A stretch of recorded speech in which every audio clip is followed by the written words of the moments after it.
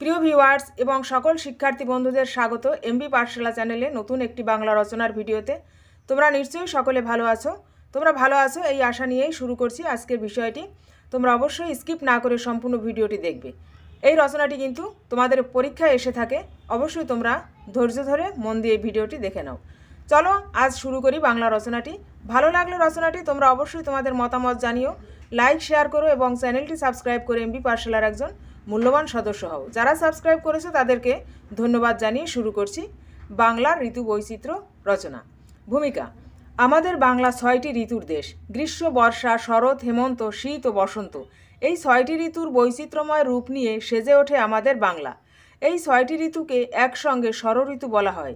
অন্তহীন রূপের খেলায়, রঙের মেলায় এখানে প্রতিটি ঋতু আসে তার আপন রূপের ডালি নিয়ে। গ্রীষ্মকাল: বছরের প্রথম ঋতু হলো গ্রীষ্মকাল। বৈশাখ ও জ্যৈষ্ঠ এই 2 মাস নিয়ে হয় গ্রীষ্মকাল। প্রচণ্ড গরমের তীব্র দাবদাহে জনজীবন হয়ে ওঠে দুর্বিষহ। কাঠফাটা রোদে মাঠঘাট ফেটে চৌচির হয়ে যায়। চারিদিকে যেন রুক্ষতা আর শুষ্কতা বিরাজ করে।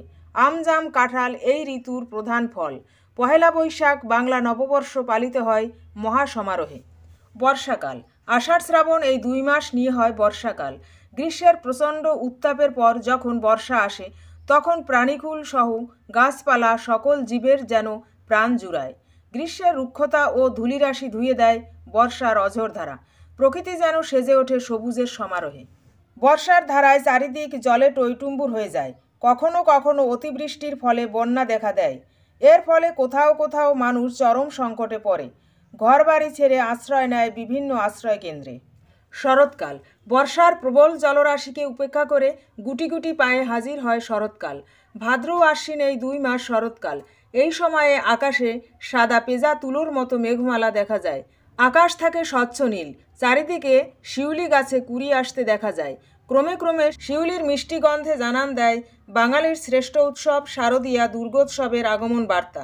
বাঙালির শ্রেষ্ঠ উৎসব দুর্গাপূজায় সারা বাংলা আনন্দে মেতে ওঠে। হেমন্তকাল: উৎসব আনন্দের মধ্য দিয়ে কখন যে শরৎ বিদায় নেয় তা বোঝা যায় না।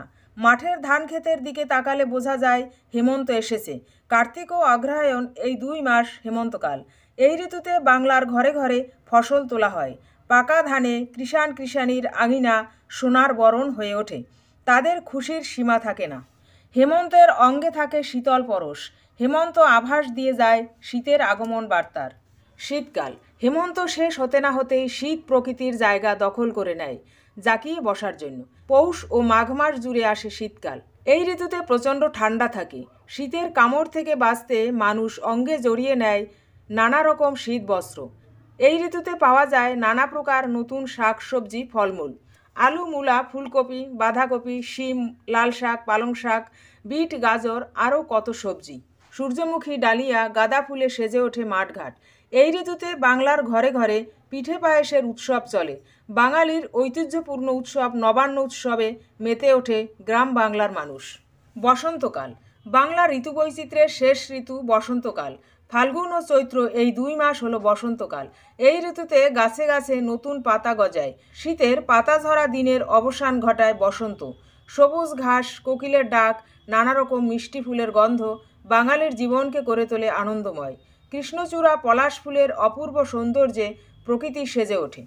উপসংহার: 6টি ঋতুর বৈচিত্র্যময় পরিবর্তনের সঙ্গে সঙ্গে মানুষের জীবনধারারও পরিবর্তন ঘটে।